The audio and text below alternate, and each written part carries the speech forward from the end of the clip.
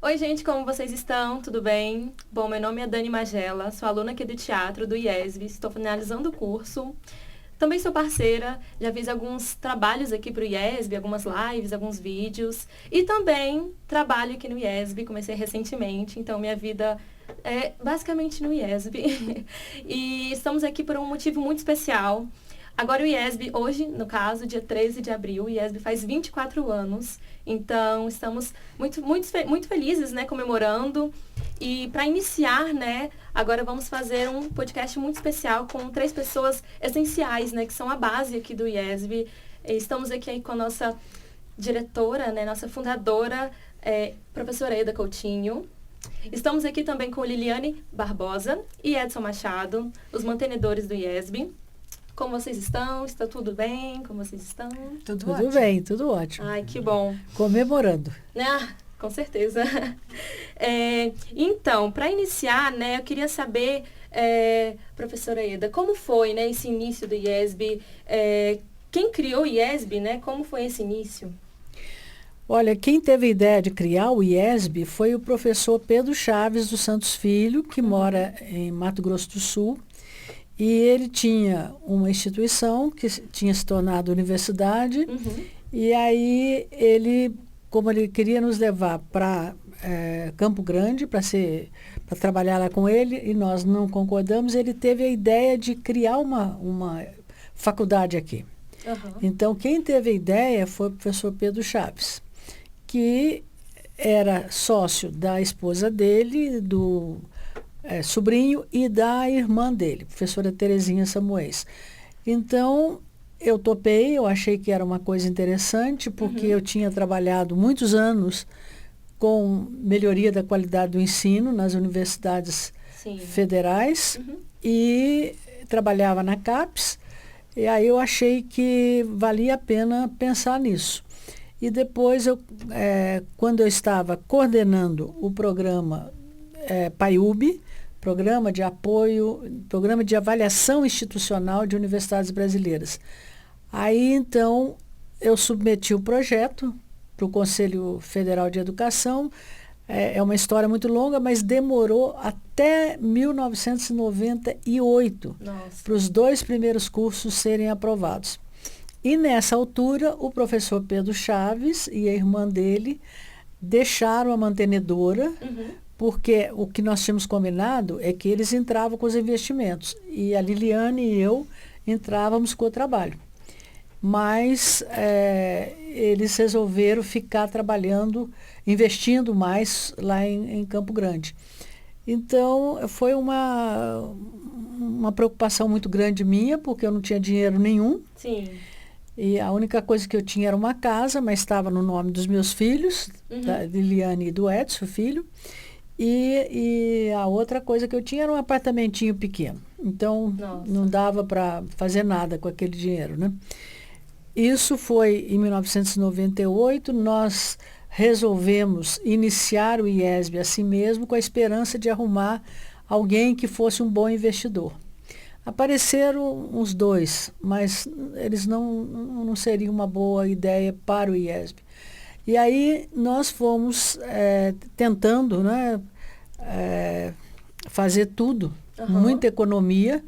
Eu acumulei 3 funções, eu era diretora-geral, diretora acadêmica e coordenei a área de ciência da educação no primeiro semestre.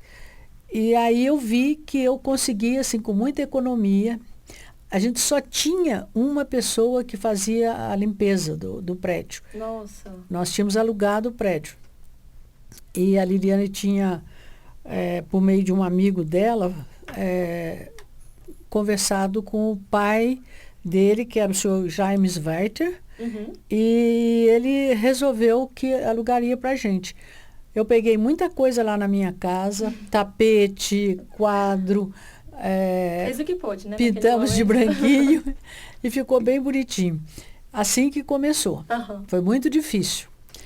Entendi. E você citou, né, do Pedro Chaves, né? E tinha mais pessoas naquele início? Quem eram as pessoas que estavam ali com vocês lá naquele início? Tinha mais gente? Não, gente assim na sociedade não. Era só mesmo a Liliane e eu, porque o Edson era pequeno. Certo. Ele tinha 12 anos. e era um bom aluno, era muito estudioso, então, assim que ele... Está trabalhando já perfeitamente, mas o inconveniente era que tinha que ir para a escola, né? Então, Que chato, não dava né? para... Infelizmente, não dá para trabalhar. Mas assim que ele fez 18 anos, ele começou a trabalhar no IESB. E antes ele foi trabalhar na TI. Nossa Senhora. Ele disse para mim que ele queria trabalhar na Blockbuster. E eu falei para ele, não, então se você quer trabalhar... Se você explicar o que é Blockbuster, a maior parte das pessoas Blockbuster era uma empresa que emprestava filmes. Filmes em videocassetes. E aí... dificultou. Agora você falando videocassete. O que era? Para os jovens da geração Z, como que é? O que acontece? Um videocassete que no futuro vai ser... Eram DVDs. Como se fosse DVD. Um DVD, isso. Mas daí ele não foi trabalhar, e eu falei, então vai trabalhar no IESB. E aí ele foi trabalhar na TI. Nossa. E isso, ele vinha nos corredores, às vezes eu encontrava com ele cheio de fios enrolados aqui. E aquilo doía muito o meu coração. Porque eu queria que ele não precisasse passar por aquilo, né? Mas não tinha outro jeito, eu achava que a experiência para ele seria boa, e foi realmente boa. E aí ele foi, na segunda etapa que ele estava trabalhando lá, ele foi ser diretor. Eu criei a diretoria de marketing, falei, ele é jovem, ele é inteligente, então nós vamos colocá-lo como diretor. Aí já podia ter um salário bom, né? Porque antes ele não tinha.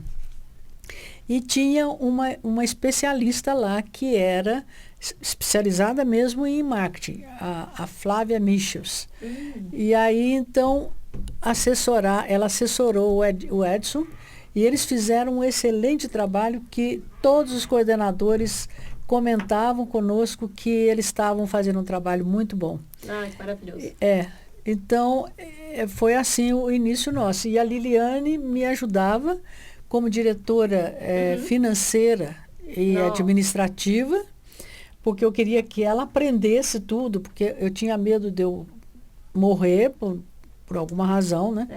E aí, quem que ia cuidar? Porque ele era pequeno e ela era a única que tinha mais idade. Já que o pai dele estava trabalhando no Ministério da Educação e não queria assumir essa função, né? Entendi. E a professora Miltz também, Lázaro, que é a irmã da minha mãe, né, que também ajudou muito no começo. Ela ajudou muito mesmo. A gente não tinha dinheiro, então, quando vinha a comissão para autorizar os projetos novos, os cursos novos, ela trazia da casa dela um bolo de maracujá, que virou famoso, e eu trazia comida da minha casa, que a minha empregada fazia. Assim a gente não tinha quase despesa nenhuma, né? E a gente fazia isso porque tinha que economizar. E foi uma atitude correta. Eu, quando via um papelzinho no chão, eu ia lá, catava o papelzinho. Quando tinha alguma coisa no banheiro lá que tinha sujado, eu ia lá cuidar do banheiro. Então, o IESB era bem limpinho, sabe? E as paredes brancas com quadros na parede. Os alunos gostavam demais. E a maioria dos alunos era de alunos que já tinham curso superior. Não era de jovens assim que saíam do ensino médio. E tinha um curso do Galois, né, atrás do IESB. Mas eles passavam direto e eu ficava olhando para eles pensando, olha, podia encher isso de aluno do Galois aqui, né? Mas não... não ficou claro, né? A gente alugava com o pré-vestibular do Galois, a gente dividia com o pré-vestibular do Galois. Então, na 902 Sul, o que também não é referência, porque o Galois saiu de lá tem muito tempo, mas... não sei, ainda é uma escola lá hoje, mas na época era o IESB na frente e o Galois atrás, e esse monte de menino preparando para estudar na UNB e uma faculdade na frente deles, e uma coisa não cruzava com a outra. Sim. Não tinha liga uma coisa com a outra. Interessante. Hoje em dia talvez já tenha, mas enfim. E para você, Edson, como foi vir tão cedo, né? Começar... Eu não lembro. Não lembro lembra. de muitas coisas. Não lembra desses fios. De 16, 17 anos até o preparo do vestibular, e aí eu não parei porque eu resolvi estudar aqui. Enfim, era depois da parte da TI, era muita reunião que eu acompanhava a minha mãe, era muito testemunho das coisas que estavam acontecendo. Sim. Porque eu me lembro que a coisa se estabeleceu, organizou de maneira muito rápida. Em 1, 2 anos já tinha muita gente trabalhando, já tinha... teve um boom, muitos estudantes, teve um boom. A época, né, o período de 96 para 2002, 2003, o IESB, em específico, a Educação Superior num todo, ela explodiu. Então, fazia todo sentido para quem queria, né, para quem já tinha se formado e tudo mais, e queria a conveniência de uma instituição de ensino que talvez não tivesse ainda o prestígio. Sim. Mas quem conseguia ver, entrava e conversava, né, a dona, a diretora, tudo que era todo mundo de altíssima competência. Então, essas primeiras gerações de estudantes do IESB tiveram uma responsabilidade e um certo privilégio de fazer parte da construção de um troço que, quando eu vejo, às vezes eu cruzo com pessoas que falam que são da primeira turma de direito, da primeira turma de administração e tudo mais, o orgulho que os caras sentem e as histórias que eles contam é sempre assim: pô, um dia teve uma enchente, alagou tudo, eu ajudei a limpar a água. Eu ajudei a fazer o primeiro DCE do curso de Direito, a primeira CA do curso de Direito. Então, assim... realmente fizeram parte, né, da história. Eles construíram, né? Sim. E aí o orgulho deles está nisso. E obviamente a gente é muito grato a todos, né? Porque foi do zero, foi tijolinho por tijolinho, né? Foi exatamente como minha mãe contou. De um dia para o outro o credenciamento, a autorização dos cursos veio e tinha que arrumar prédio, tinha que arrumar... Sim. E ela segurou nas costas, não tinha... obviamente ela conhecia muitas pessoas com quem se aconselhar, com quem tentar entender os meandros que escapavam, mas a responsabilidade era toda dela, não ia ter... Né, quer dizer, o Pedro Chaves, com toda a experiência que ele tinha, se ele permanecesse sócio, era uma história completamente diferente, né? Começava de outro jeito, com outra estrutura. Não que tenha sido ruim do jeito que foi, mas... Sim. Foi como tinha que ser, né? Acabou que aconteceu. Foi possível dar certo e assim, eu sempre penso como o momento foi irreplicável. Assim, seria completamente difícil, quer dizer... você ter o tipo de procura que o IESB teve e ter desde o início e o crescimento que o IESB teve, eu acho irreplicável. Assim, a junção de pessoas querendo estudar e o momento e a restrição de oferta que se tinha na época. Sim. E aí é só recordar que de 2000 para frente começou a aparecer faculdade em toda Brasília. Muito, né? Sim. A cada esquina, né? Tem uma nova faculdade. A gente chegou no Distrito Federal, eu acho que baixou um pouquinho, mas a gente chegou a ter 82 faculdades aqui em Brasília, por volta de 2010, 2011. Não deve estar tão menos que isso, não, mas está estável, tá? Deve estar por volta de 70, 68. Mas agora tem o EAD, né? Então, assim, Sim, a gente não está falando de pequenas instituições para todo lado, a gente está falando de grandes grupos, milhares de estudantes, né? Centenas de milhares de estudantes, e o IESBinho aqui que está segurando as pontas aí, com todo o apreço e a gratidão que a gente tem pelos estudantes, a gente está mantendo a cabeça erguida para trabalhar com a qualidade que que a educação superior tem que ter. Sim, realmente. Não, muito interessante, né? Ver toda essa trajetória e ver realmente que você passou por setores ali que às vezes nem era do seu interesse, mas que passou por eles e que tinha que passar, sabe? Talvez as coisas aconteceram como tinham que acontecer. E, bom, eu, já indo para o outro lado, né? Eu sendo aluna de teatro, já fui dirigida pela Liliane, inclusive, na peça de comédia, que a Liliane é maravilhosa nas peças de comédia, tá? Ela é realmente muito boa. Obrigada. Obrigada. Eu achei muito interessante saber que você não necessariamente já iniciou no teatro, né? Você passou ali pelo financeiro. Como foi, né, dessa trajetória toda até o teatro? Enfim, hoje você dá aula também, né, para o teatro ainda. Foi muito interessante, porque eu, na realidade, não sabia nada. Né? Não sabia nada, mas minha mãe falou, olha, você vai conseguir. Então, era aquele negócio de, tipo, mãe, o que eu faço? E vamos nessa, e vamos tentar conseguir.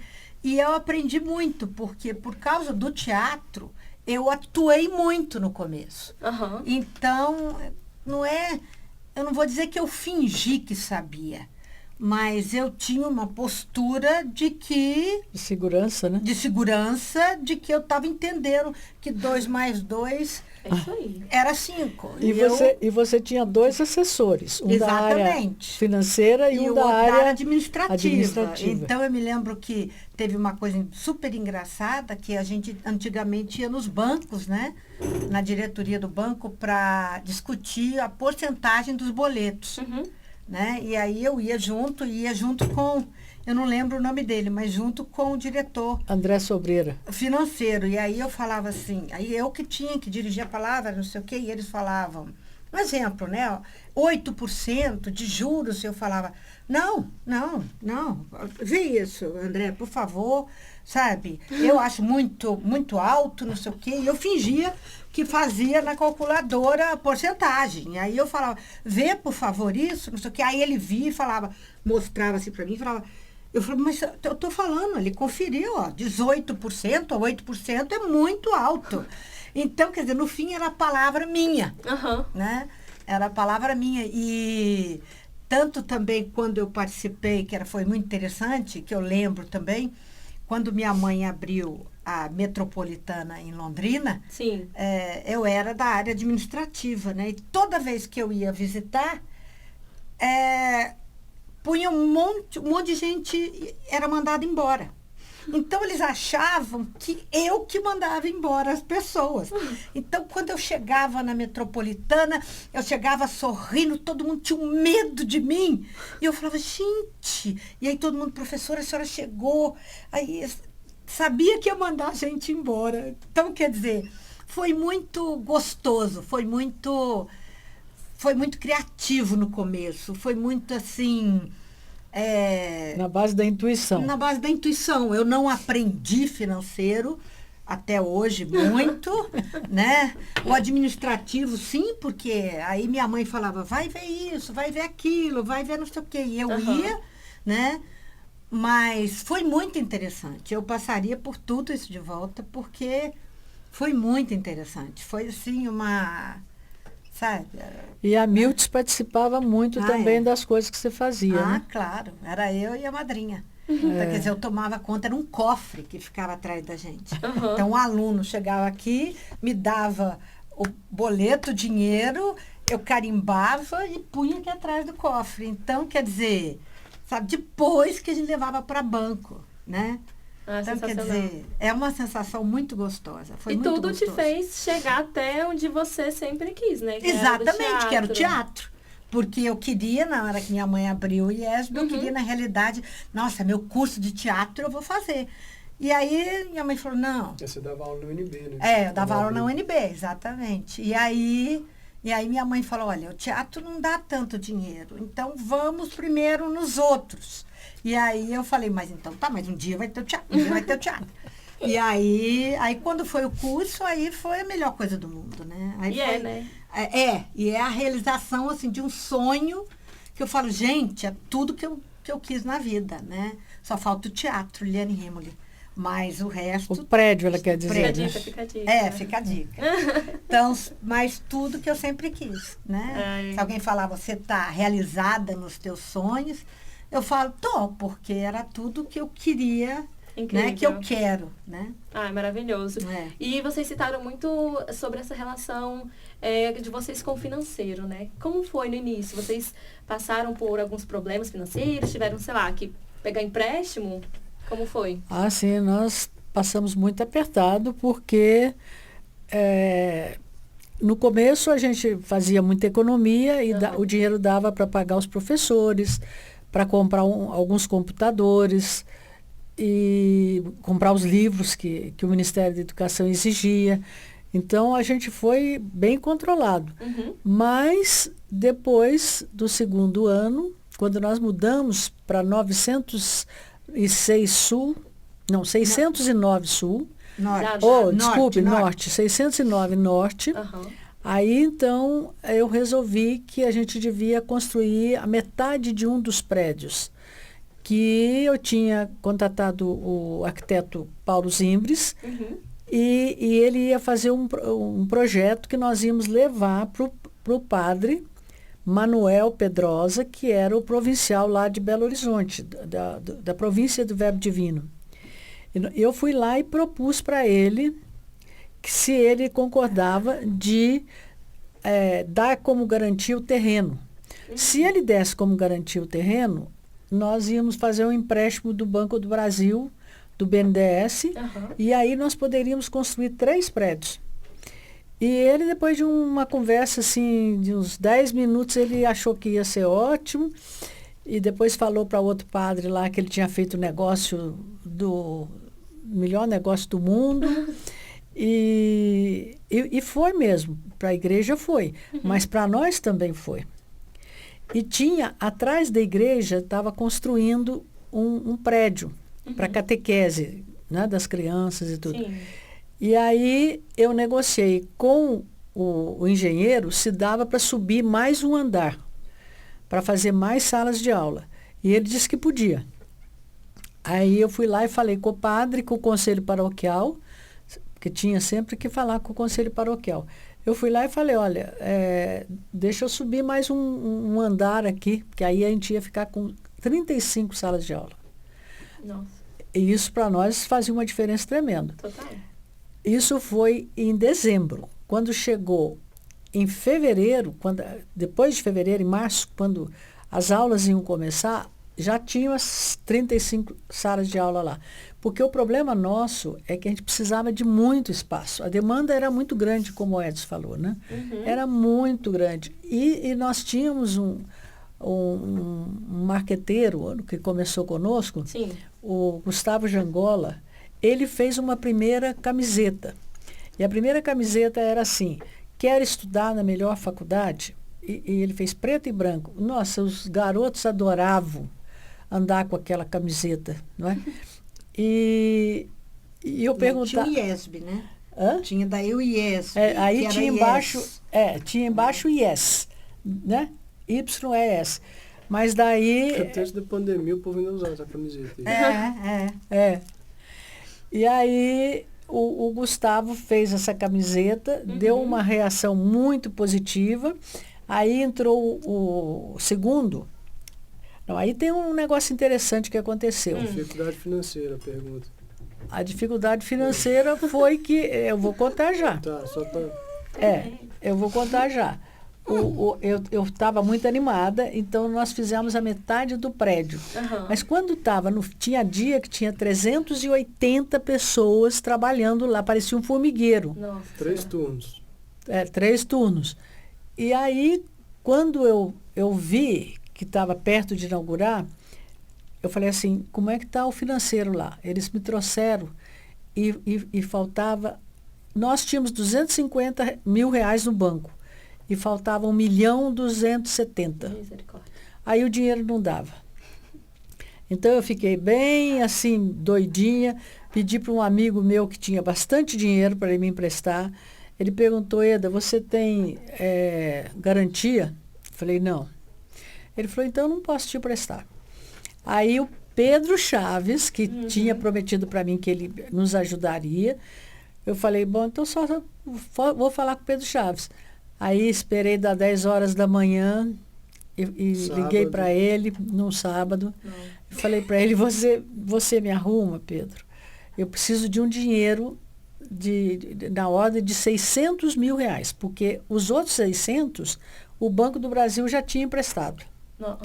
Eu nunca tinha pedido dinheiro emprestado naquele período todo, desde o começo até aquele dia, que isso foi em 2000, né? Então o IESB já tinha 2 anos. Isso eu bem me lembro, eles te emprestaram na física, né? Não foi pro IESB? Não foi pro IESB. Não foi pro IESB. Foi pro IESB. Foi pro IESB. Aí ele pegou e disse assim para mim, fala pro banco que às 4 horas o dinheiro vai estar lá. Não pediu garantia, não pediu nada. Quer dizer, é uma coisa que só mesmo alguém que é um benfeitor, um protetor, que faz isso, né? E amigo, é um anjo da guarda, eu acho. O Pedro é um anjo da guarda na nossa vida. E ele foi muito interessante porque ele tinha falado para mim, eu tinha comprado o terreno da 613, 614 Sul. E também num lance assim que eu, em vez de dar 20% a mais, eu dei assim, não fiz nem porcentagem. Você eu falei, dobrou. Eu dobrei, Nossa. E aí o IESB ganhou, né? Só que precisava pagar não sei quantas mil prestações de 170 mil.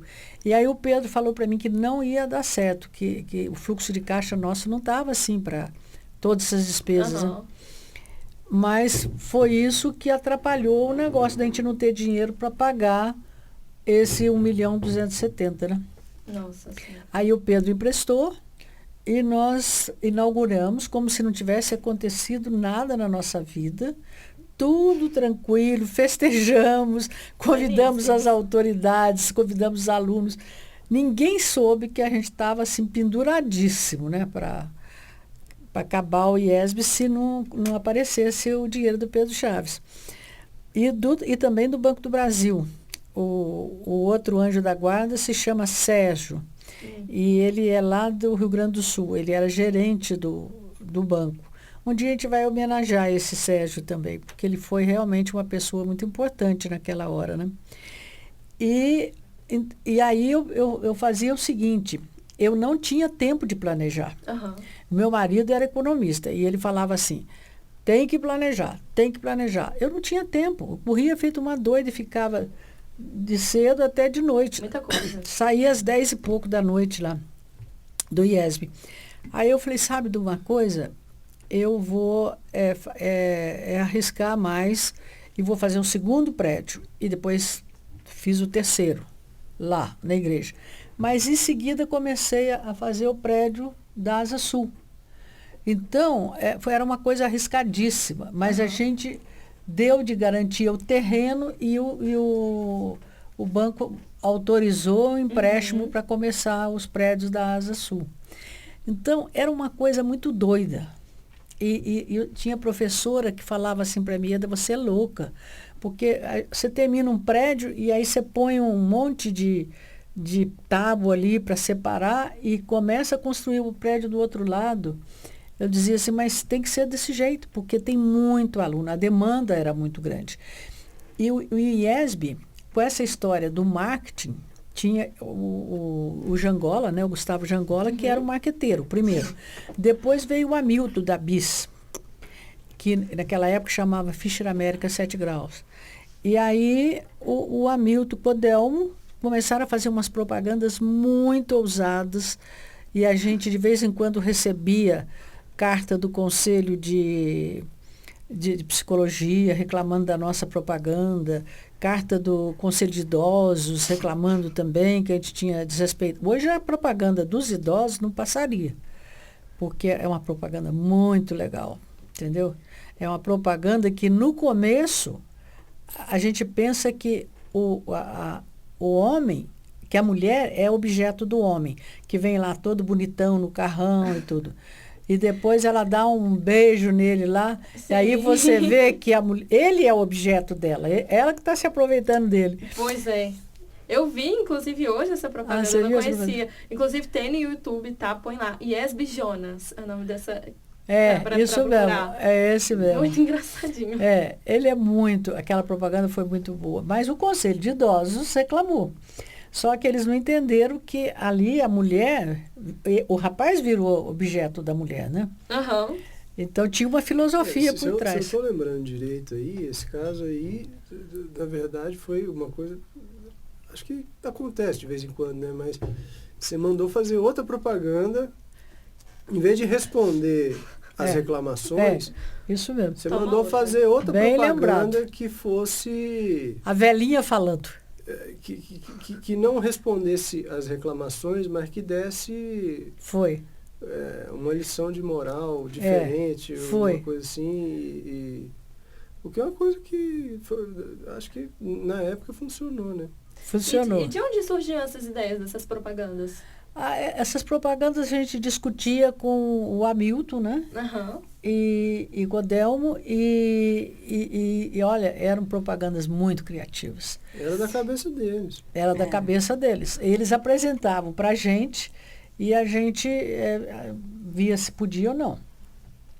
Teve uma época que eles fizeram uma propaganda que não era apropriada para o momento e eles punham o nome de pessoas e foto.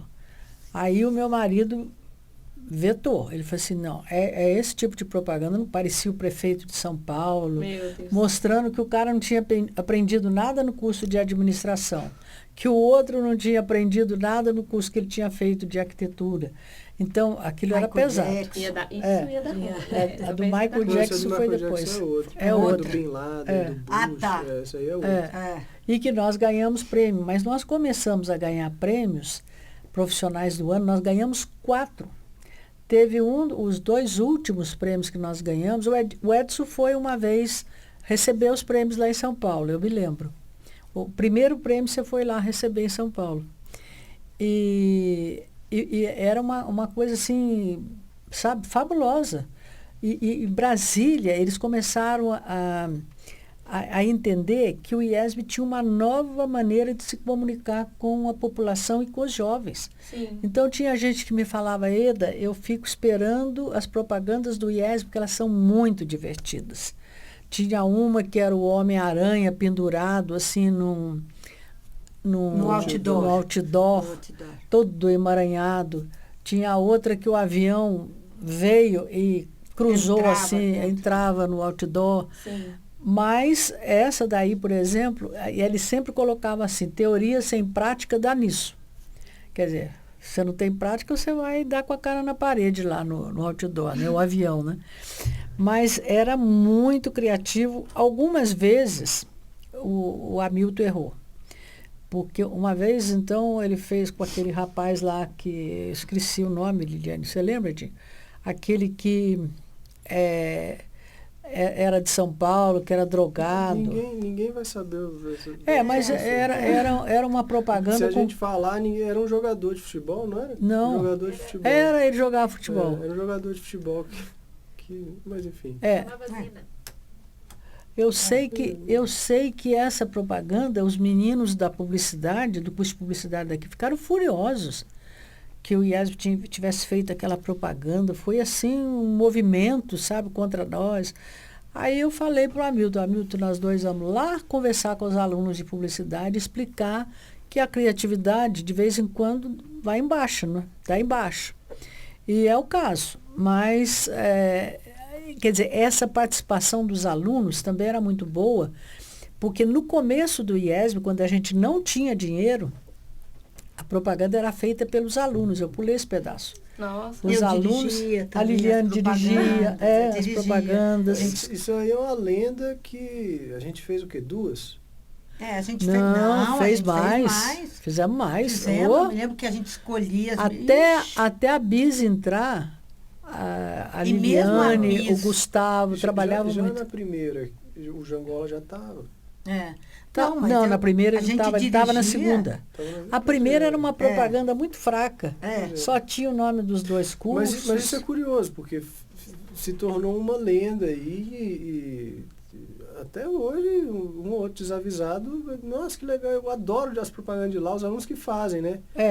Gente, não é os alunos que fazem, às vezes participam, às vezes eles estão atrás das câmeras, às vezes eles estão na frente das câmeras, mas não tem, apesar da gente já ter tentado, não tem como fazer no volume de trabalho que a gente tem com os estudantes, né, numa empresa júnior, alguma coisa assim, a gente já tentou.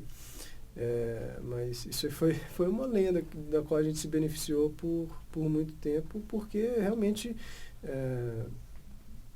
se fosse os alunos e a propaganda era boa daquele jeito, é uma excelente instituição de ensino. Sim. E por outro lado também, era curioso, era até um pouco chato, porque eu acho que é difícil hoje as pessoas compreenderem, porque assim, não tinha streaming, não tinha... Então, realmente, quando a gente fazia uma propaganda, era uma parcela relevante da cidade que ia assistir. Sim. E aí era todo o processo seletivo, toda a campanha, a gente imaginava, será que isso aqui vai dar problema? Será que não vai dar problema? Era uma tensão. Até lançar a campanha, você vê a reação das pessoas, a gente já vê, não, vamos juntar um dinheiro aqui, porque isso aqui é polêmico, se precisar a gente faz outro filme que nem fez com a da senhorinha lá do carro. Com a velhinha. E aí, isso demorou um tempo para passar, assim, até a gente, não, faz tempo que não dá problema com propaganda, vamos relaxar, tá tudo certo. Nossa. Mas foi um traço, é uma parte da história muito legal, porque, veja, não existia iPhone em 2010. Sim. Então, assim, quando a gente gastava 200, 300 mil reais em campanha de TV, era a Brasília inteira que ia ver aquilo. Era todo mundo ia escutar no rádio. Se fosse algo que a galera não gostasse, eles iam cair em cima. Se fosse algo bom, também ia junto, sabe? E o jeito que o Hamilton tinha de fazer propaganda, que não tinha nada a ver com o ensino superior, era esse. E minha mãe deixava. Aí ele fazia. Então, o histórico ali, a gente tem, sei lá, 6, 7 anos de campanhas muito criativas, ousadas, polêmicas, inovadoras. Eu lembro de discussões do Hamilton com o pessoal das mídias a respeito de como que eles iam fazer para enfiar os aviões e os bonecos que ele queria derrubar, que ele queria prender nos negócios, e os caras querendo cobrar mais porque ia ter isso, enfim. Tinha, assim, foi uma fase de ouro aí para a publicidade de Brasília nessa época aí. Todo mundo ficava esperando as propagandas. Esperando. Muito legal mesmo. E professora Eda, agora uma pergunta para você. O IESB, né, ele com certeza te tomava muito tempo, né? Gerir uma instituição não é nada fácil. E como era para você conciliar o IESB com a sua vida, né? Com a sua família, ou seja, seu marido, seus filhos, né? Seu neto na época. Agora, né, tem 2 netos, né? Pelo que eu sei. Como é? 4. São que babado. 4 netos. Um dela, 3 mil. Um meu e... Eu parei no primeiro dele, né? Na vida. Gente, como é? Como que é gerir isso tudo? Agora tá uma maravilha, porque eu tenho o neto grande, que não foi, na verdade não é neto, não foi tratado como neto, mas como irmão, porque a diferença de idade entre os dois é de 2 anos. Sim, Pedro, né? O Pedro. Mas agora, depois o Edson teve o João Pedro e depois teve o Lucas e o Eduardo. Nossa, só meninos. Só meninos. E hoje está uma maravilha, né? Porque hoje eu tenho tempo de ir lá ver meus netos pequenininhos. Esse Eduardo tá me deixando doidinho, porque ele é a coisa mais fofinha do mundo. O Lucas é muito ativo, muito lindo, muito engraçadinho. Então, quer dizer, a vida da gente vai mudando, né? Conforme... Sim. Mas Agora você pensa bem. O que a gente fazia quando não tinha Zap? Mandava texto. O que a gente fazia quando não tinha texto? Ligava. Não, ele ligava, né? Sim. Então, imagina como era o telefone de uma mulher que dava o telefone para todos os alunos que entravam na faculdade. Gente. Essa pergunta aí, como você conciliava, eu não sei como é que você vai responder ela, não, porque... Não, eu não conciliava bem, não, porque às vezes os alunos ligavam na hora do almoço, por exemplo, o meu marido não gostava, mas não é esse o problema. gente também o não problema gostava, todo mundo, ninguém gostava.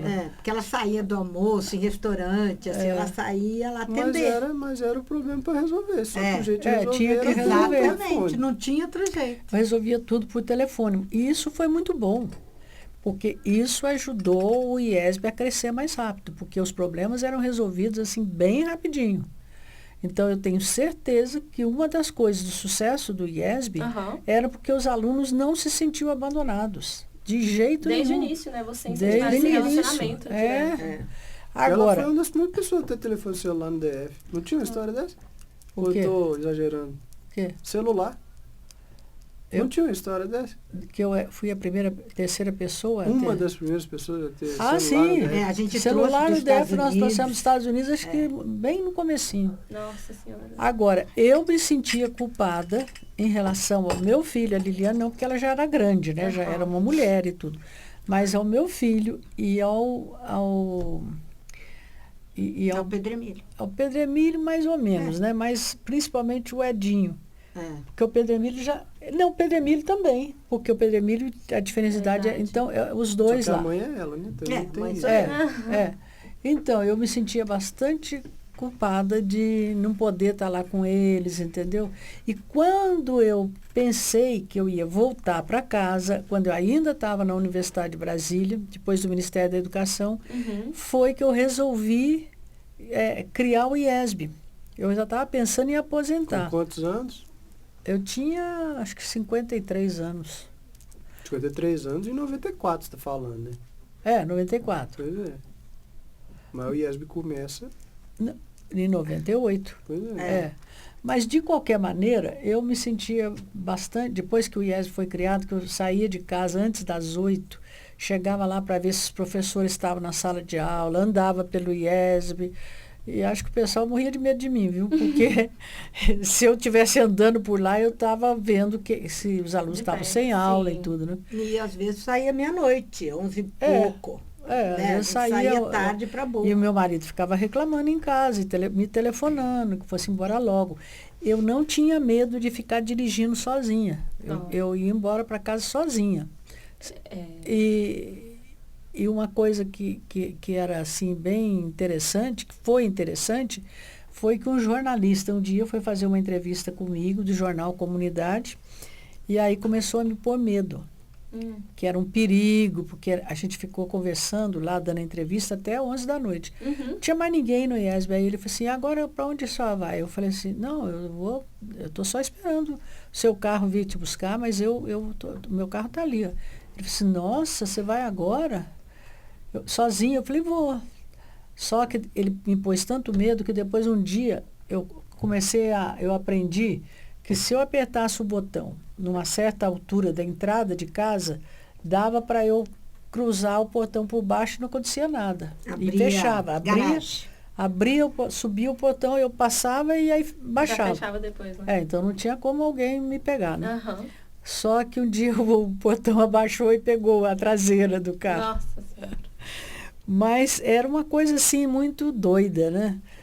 De tentar resolver os problemas. E depois eu comprei uma faculdade lá em Londrina, e aí eu tinha que levantar 2 vezes por semana. O dia que eu saía daqui para ir para lá e o dia que eu saía de lá para voltar.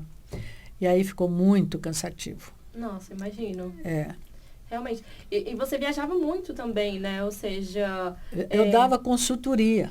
Uhum. Eu tinha umas 3, 4 universidades que eu dava consultoria. A Estácio de Sala, do Rio de Janeiro, eu dava consultoria para eles na área de avaliação. Eu dava para Moacir Bastos Tigre, que é um centro universitário também, naquela época era faculdade. Uma outra, a Sobel, que é lá no Rio também. E a Faculdade da Cidade, que depois também virou centro universitário. E além disso, eu dava na Bahia. E outra em São Paulo. Quer dizer, porque eu precisava de dinheiro. Sim. Quando eu chegava, eu já dava o cheque ou o dinheiro que eles tinham me pago para a contadora. E quem tomava conta do dinheiro era a Miltz, a Liliane e a contadora. Uhum. Mas elas tomavam muito mal conta do dinheiro. Vixe. Mas pelo menos não falimos, né? É. Pelo menos. Pensa pelo lado bom, né? É, o lado bom.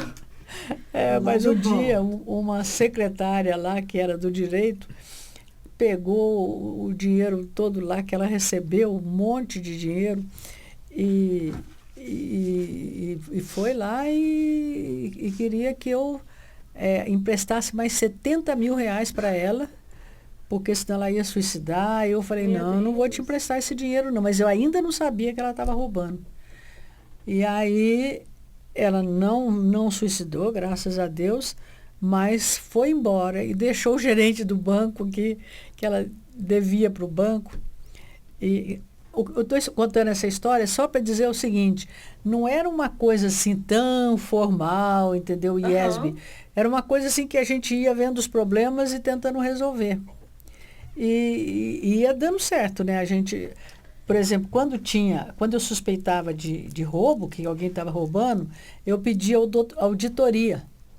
Da KPMG eu pedi 2 vezes a auditoria, porque eu desconfiava que estavam roubando dinheiro lá no financeiro, né? Uhum. E estava mesmo.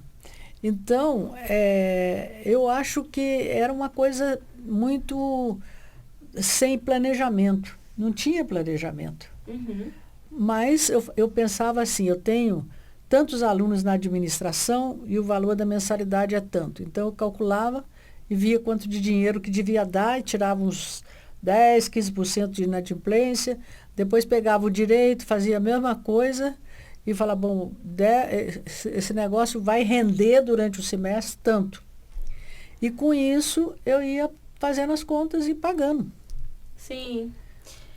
as coisas. Foi crescendo, né? Assim, Foi crescendo. E eu acho que, assim, na vida a gente faz escolhas, né? Às vezes você não estar perto dos seus filhos o tempo todo para, sei lá, trabalhar, fez com que gerasse tudo que o IESB é hoje em dia, né? Mas como vocês se sentiam com essas viagens e essa distância dela, às vezes, né? Porque às vezes tinha que viajar, sei lá, um mês, né? Não, enfim. só uma vez que eu viajei um mês para ir para os Estados Unidos lá fazer um seminário. Aham. Mas nessa vez Hum. eu fiquei com a maior tristeza do mundo. Porque o Edinho, acho que tinha 10 anos, 10 ou menos até, acho que 8. E eu telefonava para ele todo dia, e para o pai dele. Aí, um dia eu saí cedo do hotel com a equipe toda que estava fazendo esse seminário, eram 14 pessoas, reitores e vice-reitores da América Latina, eu que não era reitora na época. Sim. Aí, foi um seminário patrocinado pela Embaixada Americana. E nesse dia eu não pude ligar para o Edson porque estava muito cedo. E aí eu não liguei para ele cedo. Por causa do fuso horário também. Por causa do fuso horário. Entendi. E quando chegou de noite, eu cheguei lá, a primeira coisa que eu fiz foi ligar para ele.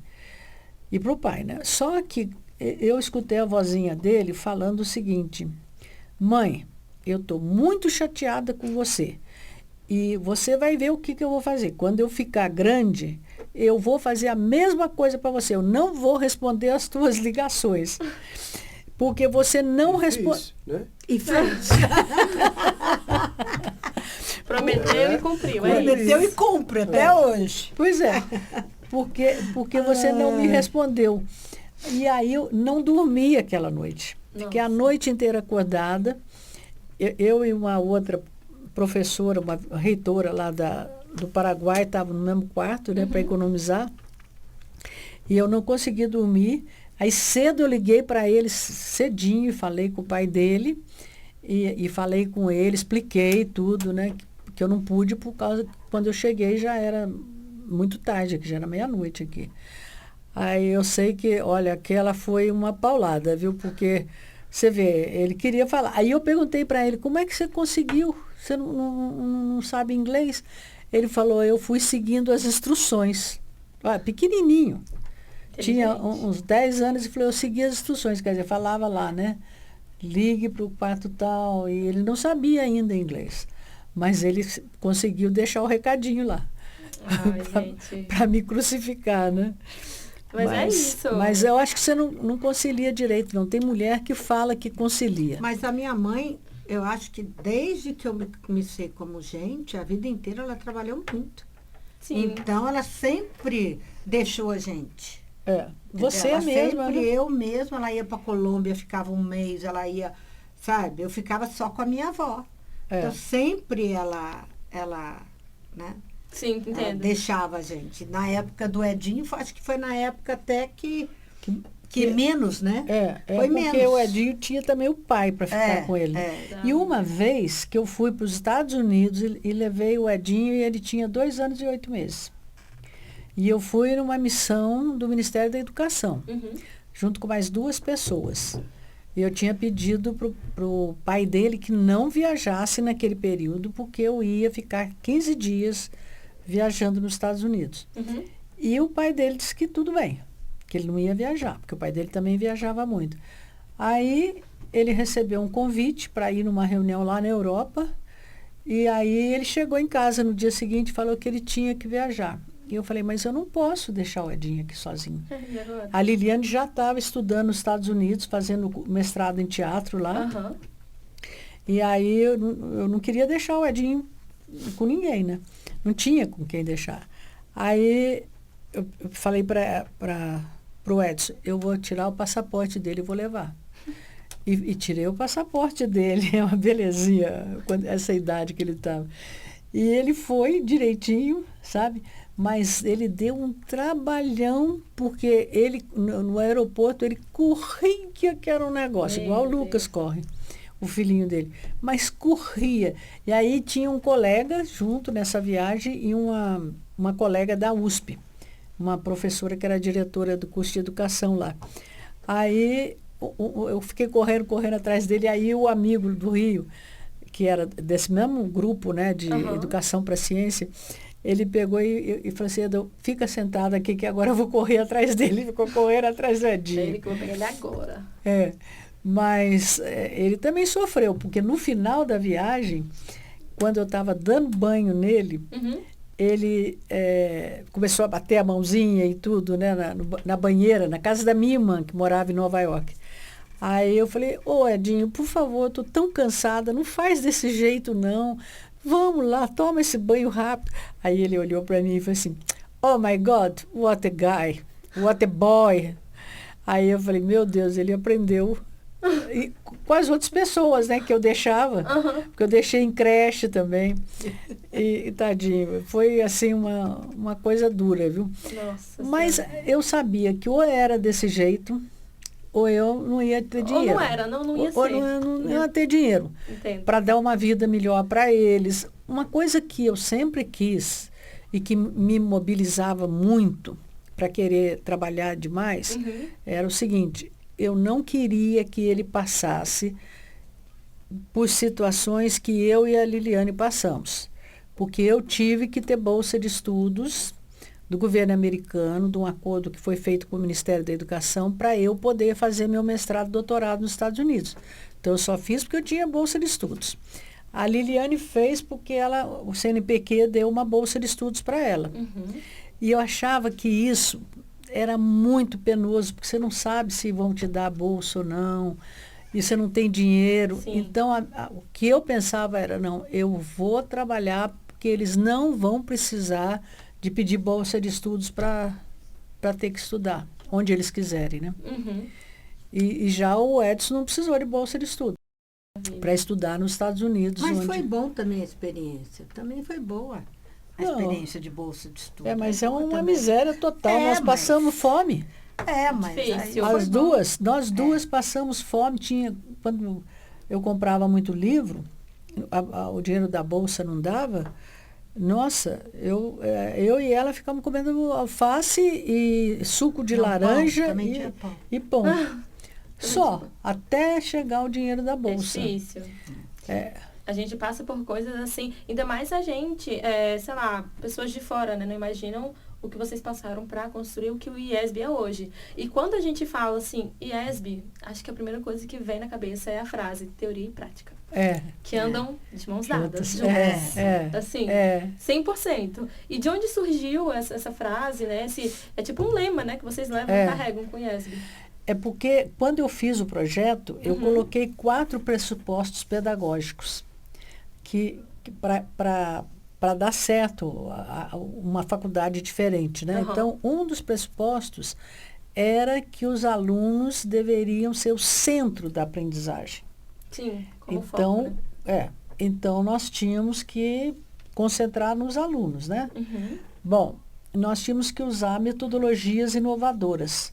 Nós tínhamos que aliar a teoria com a prática, porque isso eu estudei nos Estados Unidos durante o meu doutorado.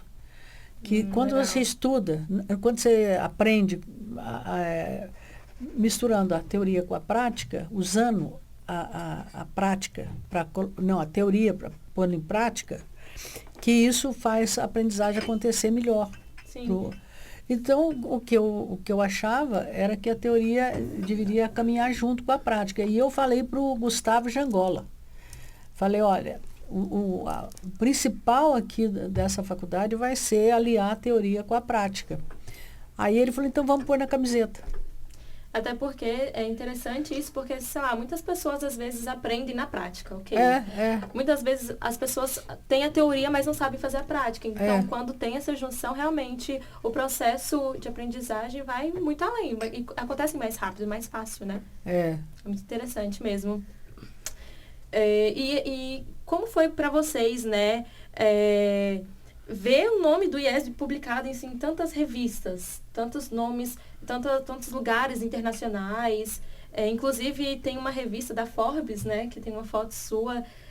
A única mulher dentre vários homens, assim.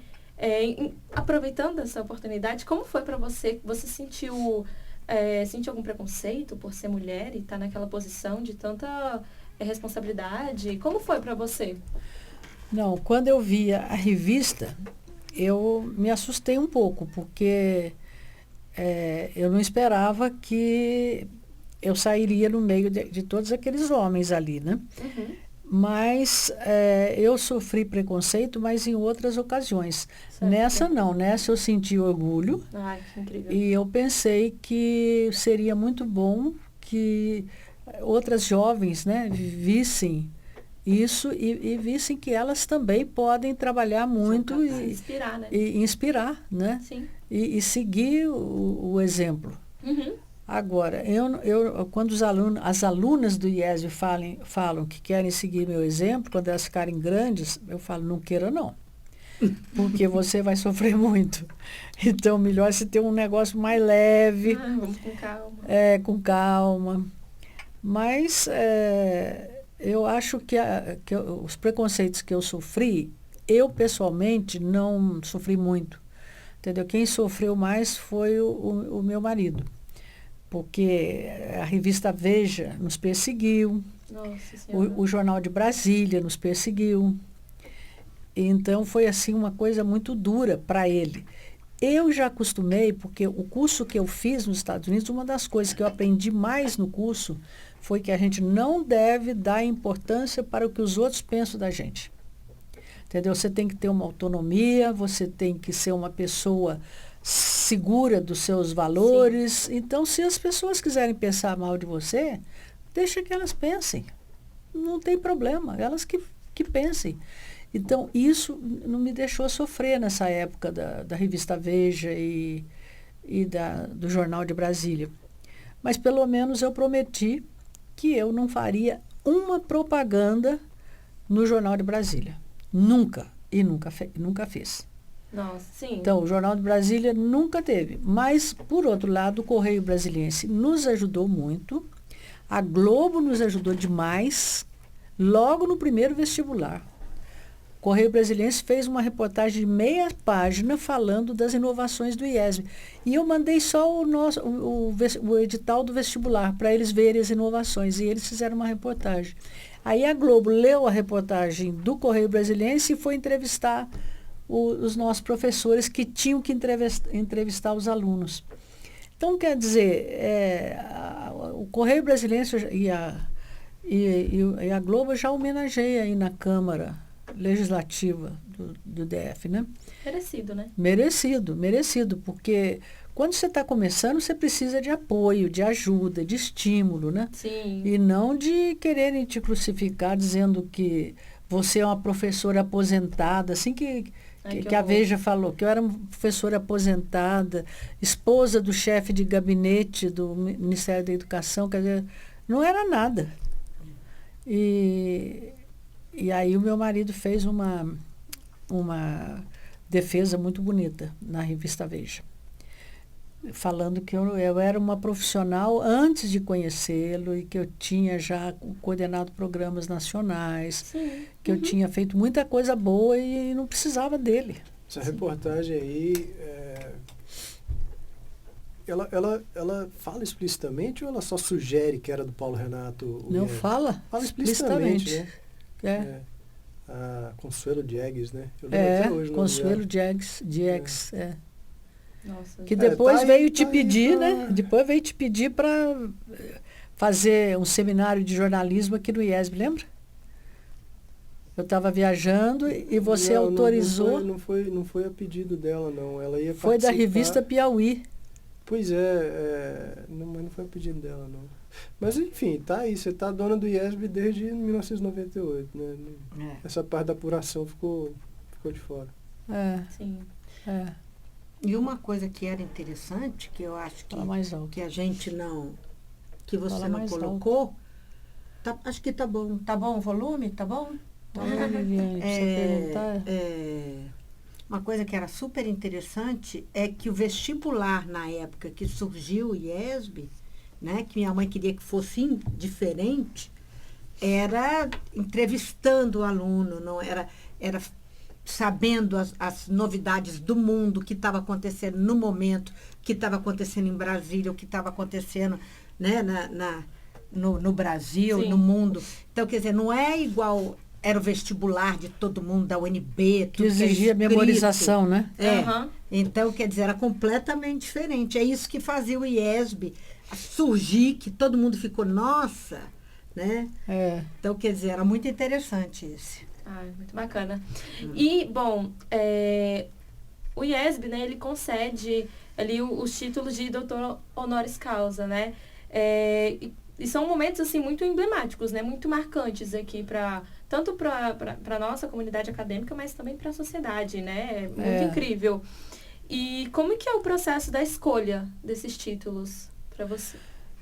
Olha, em geral tem que ser indicado por alguém, né? Uhum. Algumas pessoas foram indicadas pelos nossos cursos. Por exemplo, a última vez que nós homenageamos, demos o título de doutor honoris causa, nós homenageamos um professor de arquitetura de São Paulo, que foi o curso de arquitetura nosso que sugeriu. E homenageamos uma outra pessoa que foi um outro curso também que sugeriu. Mas, em geral, eu tenho pedido para colegas meus que eu conheço nessas reuniões internacionais que eu vou, das associações que eu pertenço, e esses colegas eu vejo que vão agregar muito para o nome do IESB e também fazer uma palestra para os alunos nossos. Eles vão poder dizer, olha, assisti uma palestra do fulano de tal, né? Então, umas 2 vezes o Edson foi comigo, uma vez na Inglaterra, quando a Associação Internacional de Presidentes de Universidades estava fazendo 50 anos. E lá tinha uma pessoa famosíssima no mundo inteiro. E Agora não pode dizer o nome, né? Porque agora é polêmico. por que é verdade. polêmico? Não, é aquele... Não pode dizer o nome, né? Ele não é polêmico, não. Ele é aquele presidente de que dá... Não é polêmico, não? Não, ele não é não. Então diz o nome dele. Ih, Não, eu não estou conseguindo lembrar do nome dele. Mas eu tenho aqui no meu celular. Mas ele prometeu que vem. E já era, mas não veio porque veio a pandemia. Uhum. E aí, então, pronto. Ah, não, então eu tô pensando no outro. Naquele que o segurança andava com uma maletinha atrás, que com certeza tinha uma metralhadora. Esse é. Ah, no Príncipe? O príncipe da Jordânia, Não, o Príncipe príncipe da da Jordânia, Jordânia? o cara veio a isso. ele veio aqui, nós Ele fizemos veio uma aqui, grande mas- festa para ele. Foi, Príncipe eu da vi. Jordânia. Mas veio com segurança até o pescoço. Pô, eu nunca vi tanta segurança. Então, o que a gente faz? A gente oferece o título e fala que ele tem que vir aqui. Eu já ofereci o título até numa reunião que o Edson foi comigo também na Holanda, para o Gorbachev. Ele estava lá na reunião e eu aproveitei a oportunidade e falei, eu quero lhe dar o título de doutor honoris causa, vamos para lá, para Brasília, mas não sei o quê. E ele falou assim, não, eu não posso, na minha idade, eu não posso ir longe desse jeito. Mas se você vier aqui e me entregar, eu aceito, eu posso até ir até Portugal, porque ele mora na Alemanha, né? Aí eu devia ter aproveitado, tá bom, eu venho trazer o título aqui. Mas aí eu falei, não, o senhor tem que ir no Brasil. Aí ele disse que não podia. E Nossa acabou que não demos o título para ele, né? E teve algum que foi mais emocionante, assim, para você, ou que mais marcou, que você lembre? Quem que marcou mais a gente lá? Você lembra? Você lembra, Liane? Não, teve um médico, aquele médico de Campinas, que já morreu. Pinote. O Pinote, ele foi bem marcante. Dizendo assim, o príncipe foi marcante. O príncipe foi muito bom. O príncipe Nossa, foi que era excelente. príncipe, E, inclusive, a gente não gastou dinheiro nenhum, porque ele veio tudo com dinheiro do governo dele lá, né? Ele já estava aqui, né? Não, ele tinha vindo para o Rio para receber um título lá no Rio, da Gama Filho. E aí de lá ele veio para cá. E aí recebeu o título do IESB, mas ele ficou muito mais comovido com o título do IESB. E fez uma palestra para os nossos alunos de Relações Internacionais. Nossa, foi deve ter sido ótimo. Incrível. Foi incrível, E a outra coisa, a outra pessoa que eu acho que agregou bastante foi o Jorge Leitner, que é considerado o cidadão do mundo, e ele é espanhol. E também nós demos o título para ele. Ai, que bacana. Nossa, legal. É Ricardo Jorge Leitner, o nome dele. E falando sobre momentos marcantes, qual ano para você foi mais marcante? Ou para você, Lili, ou para você, Edson? Qual ano do IESB foi mais marcante, assim, no geral? Ou por alguma coisa muito, sei lá, algum problema que teve, ou alguma coisa muito boa, ou a abertura de um novo campus? Qual o ano mais marcante para vocês? Fala aí, Edson. Eu acho que o ano mais marcante para mim, além do ano que a gente abriu o curso de teatro, mas foi quando abriu o campus de Ceilândia com o meu nome, né? Então, quer dizer, acho que foi o ano mais marcante, porque nem todo mundo acreditava que ia dar certo, né? E Sim. eu e minha mãe, a gente estava ali e acreditamos. Então, quer dizer, foi assim, foi muito marcante, né? Tá eu, minha mãe, o Edinho, né? O Edson. Então, foi muito, esse ano acho que foi bem marcante. E o ano do teatro também, né? O Xodó. Quando abriu, aí também é marcante, esses dois. Nossa, e para você? Olha, para mim, eu estou tentando lembrar aqui qual foi o ano mais marcante. Mas é difícil, porque eu tenho recebido muitos prêmios. E esses prêmios, eu fico muito feliz de receber, porque eu estou vendo em vida. Né? Porque depois que eu morrer, ninguém precisa me dar prêmio nenhum, nem falar nada. Tem que reconhecer enquanto está aqui agora. Enquanto está aqui agora. Mas em 2004 eu recebi muitos prêmios. E em 2019 eu recebi também diversos prêmios. Na revista do Correio Brasiliense, também acho que foi em 2019 ou 2020, eles colocaram as pessoas de Brasília que mais tinham influenciado a cidade naquele ano, né? Que foi 2019. E o meu nome estava lá, junto de pessoas que estão fazendo um excelente trabalho em Brasília. Que maravilha. Então, eu estava junto com pessoas que fazem um bom trabalho, né? Então, esse ano também foi marcante. Mas tem outros momentos. Muita coisa, né, que aconteceu, muitos anos. E você? Agora mesmo eu vou receber, segunda-feira, a medalha dos 60 anos de Brasília. Ai, que incrível. E isso aí, para mim, foi uma surpresa enorme, mas eles deram, eu fui indicada porque eu fui indicada por uma pessoa que pediu ao governador que colocasse meu nome, né, na lista lá. Uhum. Porque eu tenho contribuído muito com a educação e a inovação da educação aqui na cidade. Nossa. Então, quer dizer, é muito bom saber disso, né? Que tem pessoas que reconhecem. Reconhecem, né? E é muito trabalhoso, né? Tudo que você fez e ser reconhecido realmente em vida, como você diz, realmente acho que não deve ter coisa melhor mesmo. Bom, e Edson, você esteve ali à frente da reitoria, né? Na pior fase da pandemia. Como foi para você? Esse foi um momento marcante, eu acho. Esse para você, Foi um né? momento marcante. A virada de chave, né? A gente começou a falar virada de chave, mas não sei se é o jeito certo de falar, mas é um jeito de falar. As decisões que a gente teve que tomar de 18 de março para frente, e em abril a gente já estava tendo aula normal. Não normal, né? Mas já estava tendo aula.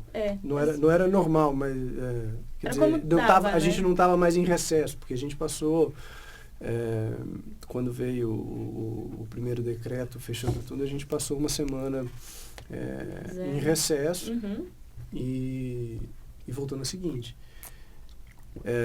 E aí a gente passou mais 1-2 semanas discutindo intensamente o que estava dando certo e o que estava dando errado, mas assim, o dia inteiro conversando e vinha coisa de professor de curso que não colava com os outros cursos, então assim, as soluções acabavam se fazendo por especificidades.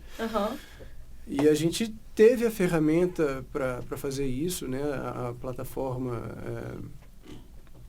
até diria que mais a capacidade que os professores já tinham com determinada plataforma que a gente levou para outra, e foi um baita de um desafio. E depois todo o ajuste que precisou ser feito no segundo semestre de 2020 para adaptar uma condição não planejada e não planejável de quando o assunto ia terminar, né? Sim, E diga-se de passagem, eu acho que a gente não bateu o martelo ainda de que terminou e a gente não está fora aí da tempestade. Pois é. Então, assim, foi assim, olhando para trás, a gente tomou as boas decisões, eu acho. A gente conseguiu fazer com que quem queria continuar estudando continuasse, né? A gente deu os meios mínimos possíveis para que todo mundo continuasse estudando. Quem não quis continuar estudando, a gente conseguiu acertar a vida do mesmo jeito. Tivemos que trabalhar muito com o pessoal que teve perda de renda. Sim. Vocês, inclusive, emprestavam, né, computadores. Eu sei porque eu também sou aluna, né? Então, eu estava do lado de lá, né? Eu sabia das reuniões, porque eu também sou representante. Então, eu sabia das reuniões, quando aconteciam, quando tinha alguma nova informação. E a gente ficava, meu Deus, o que vai acontecer agora? Vai ter aula, vai ter... No caso do teatro, que é um curso totalmente prático. A gente ficava, meu Deus... como né, vai lidar agora daqui para frente? Foi uma fase realmente muito... O teatro foi um caso assim muito específico e eu creio que tenha sido o único curso que a gente interrompeu, correto? A gente interrompeu por 6 meses o teatro. Foi, sim. Porque, se eu não estou enganado, a partir do terceiro semestre da pandemia, que foi o primeiro de 2021... a gente já tinha feito 1 e-mail de remoto e os estudantes de teatro disseram, olha, não está dando certo, então, beleza, vamos interromper. E aí, curiosamente, a gente falou, pô, essa pandemia não vai acabar. Então, no 4º semestre da pandemia, a gente voltou ao curso de teatro, do mesmo jeito que tinha interrompido antes, mais ou menos, talvez com outras adaptações. E fizemos. No entanto, a gente apresentou, né, a peça da Kelly Liane, inclusive dirigiu no final do ano passado. Pois é, no quarto semestre. Presencial, exatamente. Pois é. Tinha algumas, né, restrições lá, distanciamento e tal, teste do Covid. Porque no final do ano passado, a perspectiva da evolução da pandemia, da melhora da evolução da pandemia, era boa, né? Sim. A expectativa no final de 2021 era boa. Sim, né? total. Do mesmo jeito que em 2020, no final do ano, a perspectiva tinha sido boa. Então, a partir, assim, foi uma montanha russa, assim, a gente entender o que vai ser e esperar que seja melhor. E aí, em determinado momento, a gente simplesmente parou de planejar para vamos voltar e falou, olha, vamos continuar assim, a hora que tiver claro que a gente volta, aí a gente volta, porque a comunicação das mudanças é muito difícil. Sim. E foi muito difícil, assim. Foi muito repentino, né? A gente não esperava. Sim, sim. Eu fico muito feliz com os estudantes que conseguiram manter a rotina de estudos e manter a energia de cumprir o objetivo de continuar com as disciplinas, de formar. Muitos estudantes formaram durante a pandemia. Me compadeço também de todo mundo que decidiu interromper. A gente tinha muito claro que isso seria uma coisa razoável para muitas pessoas. Sim. Então, durante a pandemia, graças a Deus, a gente tinha uma condição de caixa boa para segurar, né? Olha, dá para a gente apertar o cinto e dá para a gente tolerar as desistências, as evasões todas, e o que os estudantes precisarem, a gente tem condição de ajudar. Obviamente que não se ajuda tudo, né? Sim, não tem a como gente teve também. problema de, é AD, então tem que ter desconto, e tinha lá sua razoabilidade, mas do nosso lado não fazia sentido lidar com o problema daquela maneira. A gente lidou com o mesmo problema de uma outra maneira, né? Sim. Sob a perspectiva de ajudar as pessoas que tiveram perda de renda, total, parcial e tudo mais. Enfim, entra o Ministério Público no meio, entra a decisão e tudo mais. E foi assim, ainda tem a pandemia, mas graças a Deus o pior já passou em termos de impacto para o IESB, né? Sim. E agora queira a Deus a gente possa bola pra navegar frente. em mares mais tranquilos agora. Mas um outro troço muito interessante que talvez do momento marcante é quando a gente ia vender uma parte para um investidor. A gente quase entrou nessa onda aí de investidor. E foi 2014. E a gente passou um ano preparando, fazendo rodada, conversando, conhecendo, não sei o quê. Aí a gente chegou num fundo lá que ia investir. E aí minha mãe, do jeito que ela é, né? Não, vai investir, vai pegar o dinheiro, vai fazer AD, vai fazer mais campos, vai fazer não sei o quê, vai virar, né? Triplicar. E olhando para trás assim, eu fico pensando do tamanho do cheque que eles tinham avaliado o IESB. Se a gente tivesse vendido, tava todo mundo feliz da vida. Só que a mulher só gosta de trabalhar, não gosta de pensar, não pensa nesse negócio. E aí o que aconteceu? Qual que foi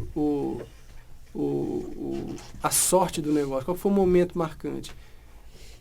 A gente passa um ano trabalhando, né, no sentido de captar interesse de investidor e de fazer a avaliação do IESB de um jeito, né, trazer um plano que seja condizente com na perspectiva de um investidor, que vai crescer, não sei o quê. Aí era 22, 23 de dezembro de 2014, o Ministério da Educação terminou com o FIES, simplesmente falou que ia dar uma moratória lá no FIES, não foi isso que eles fizeram, mas enfim. E aí talvez os estudantes que estudaram com o FIES vão lembrar que em janeiro de 2015, fevereiro de 2015, teve todo um problema para fazer os aditamentos, teve gente, não no IESB, mas teve instituição que o povo fazia fila para dormir, porque eles não sabiam como é que ia ser, como é que ia ser tratado, não sei o quê, então eles tinham que...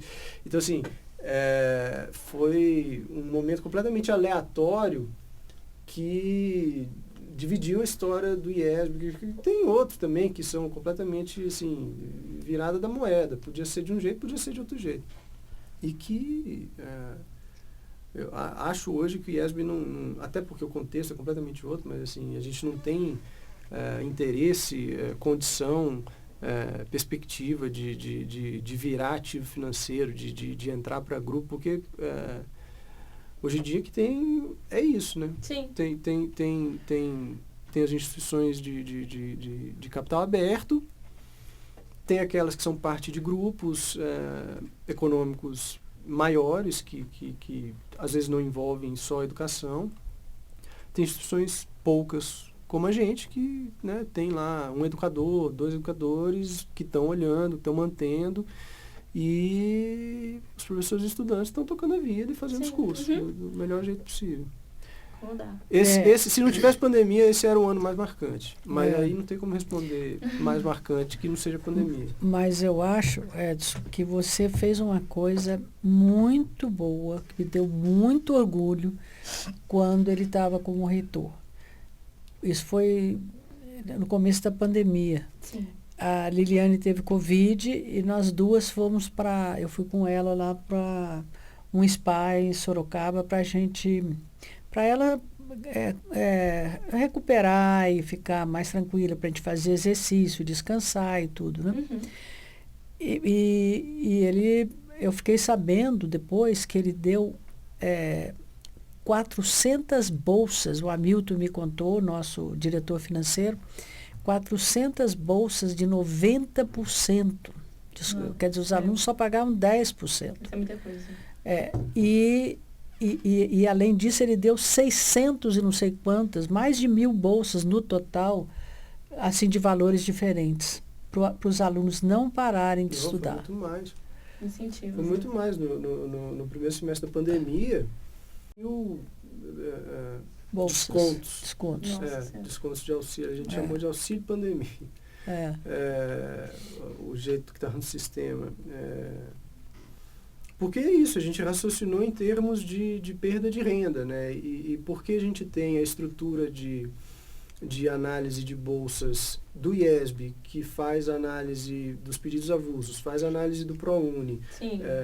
Então, a gente simplesmente pegou esse povo, começou a analisar, a gente montou um sistema que deu muito problema, a gente montou no momento para aquilo e passou 2 meses melhorando. E foi isso, a gente via o que era o caso da pessoa, a pessoa comprovava minimamente, eu lembro até hoje que tinha uma estudante que ela vendia coco não era coco, ela vendia fibra de coco. Então ela contou o caso dela, olha, pandemia, não sei o que, a gente depende do comércio dessa fibra e tá tudo fechado, não sei o que. Aí ela botou uma foto dela com a mãe na varanda de casa, batendo os cocos para tirar as fibras.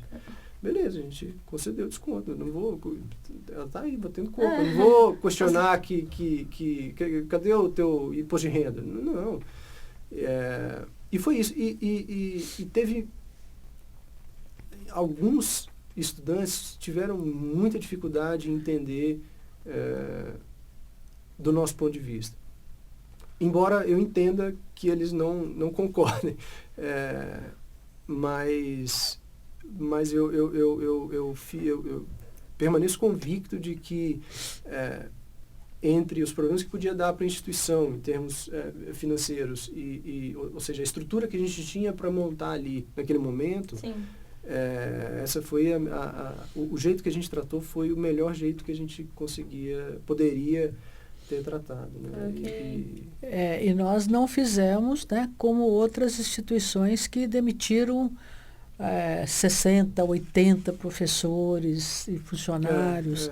O IESB não fez isso. Ele contornou toda a situação sem demitir pessoas, né? Quem saiu porque não era competente, não estava indo bem. Mas não houve demissão de jeito nenhum por causa da pandemia, porque tinha que economizar. Isso foi muito bom e me deixou muito orgulhosa, porque como é que um administrador novo, né, como o Edson, que aparentemente não está assim preparado para enfrentar um negócio como a pandemia foi, né? E ele deu esse colosso de bolsa de estudos, não deixou os alunos pararem de estudar e tratou os alunos com esse maior a gente tinha carinho. caixa, né? Porque tinha caixa. Mas porque você economizou. Porque você, como financeiro, ele que toma conta do dinheiro do IESB, né? E a Liliane e eu nem ficamos preocupadas em quanto dinheiro tem. Mas, porque a gente sabe que ele administra bem. É alguém que cuida ali. É alguém que cuida. Mas ele administrou muito, muito bem. E eu acho que ele salvou muitos alunos que teriam desistido, ido embora, parado de estudar, né? Total. E ele não deixou isso acontecer. Pois é. E, muita coisa, né, que aconteceu. E pensando agora que a pandemia, né, ainda existe, né? Mas estamos em melhores condições. O que vocês pensam para o futuro? Vocês têm planos? Quais são os próximos passos, assim, do IESB? Vocês pretendem crescer, o IESB? Quais são os próximos passos, assim, os planos do futuro? Pergunta para o Edson primeiro. Eu Porque ele... não me responsabilizo pelos planos do futuro. Já não é comigo. Eu posso olhar o banco, mas isso aí... Não, porque veja bem, é ele que vai tomar conta do IESB, Sim. não é? Porque a Liliane confia totalmente nele. Eu confio totalmente nele. Eu não...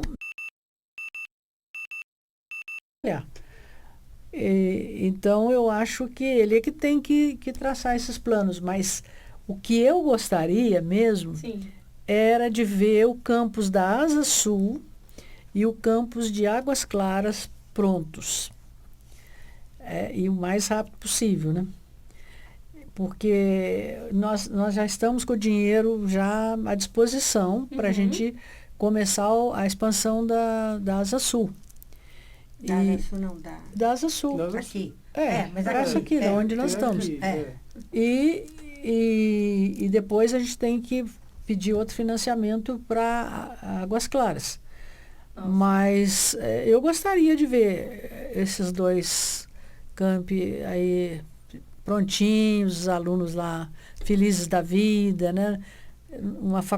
Essa faculdade aqui, da Asa Sul, vai ficar assim, igual às universidades americanas, uma coisa linda. Ai, chique, então, é muito bom isso, né? Você ter esse sonho. Sim. E é importante, né? A gente se mantém... E a Liliane, eu sei o que é que ela quer. Ela quer ver o teatro daqui. Também quero. Você precisa trabalhar nesse teatro. Né? Olha, pode ficar comigo. Você vai lá que a gente te mostra o projeto. Pra você ver que coisa mais linda que é o teatro. Nossa, eu tenho certeza que os alunos aqui, eles já gostam. Nossa estrutura, né, das salas do teatro já são muito boas. Mas se a gente tivesse um teatro, mesmo teatro. O que a gente não conseguiu pôr no projeto do teatro foi... Como é que vocês chamam o lugar que fica a orquestra? Para musical? Aquele negócio lá a gente não conseguiu pôr. Nossa Senhora. É esse lugar aí mesmo. É esse lugar mesmo. É esse lugar. É muito interessante. Eu gosto muito. É rebaixado assim lá embaixo. Que daí levanta. É onde se toca música para fazer musical. Sei. A gente averigou como é que fazia isso e não foi viável. Metragem, perdi assento, não sei o quê, mas o teatro foi pensado de maneira que pudesse ficar o mais versátil possível. E profissional, né? E profissional, sim. Que coubesse peça, que coubesse palestra, que coubesse cinema. Então, vai ser um bom teatro. Nossa, que maravilha. Vai. Nossa, que maravilha. Então, basicamente, estamos finalizando. Foi maravilhoso conversar aqui com vocês. Nossa, eu não tô acreditando que deu menos de 2 horas. Ué, chocada, né? Chocada. Eu imaginei que ia dar 4h30. Pois, fomos rápidos. Fomos. Bem rapidinhos. Inclusive, nós trouxemos um bolo para cantar parabéns para o IESB. Nossa produção. Bolo, produção. Produção, bolo. Bolo. tá trazendo ali, mas foi muito bom conversar, saber um pouco mais da história. Inclusive, antes de vir para cá, né, eu assisti o documentário que a Lili fez, né, viajando, foi onde você morava, suas histórias. Muito incrível. Achei muito bacana mesmo. Obrigada. Tem no YouTube. Obrigada. Quem se interessar pode ir procurar. Mas isso não está no YouTube, não, né? Tá, ué. Tá, mãe. Aquilo lá está no YouTube? Tá no YouTube. Eu assisti por lá. Incrível. Sua vida toda lá, É. pra qualquer um ver. Aqui, traz o bolo. Acho que tá aparecendo? Nem Esse sei se tá negócio. aparecendo. Só sei O que bolo tá aparecendo? tá Tá maravilhoso. sim, ó. Então vamos cantar um parabéns. Bem lindo. Não puxa?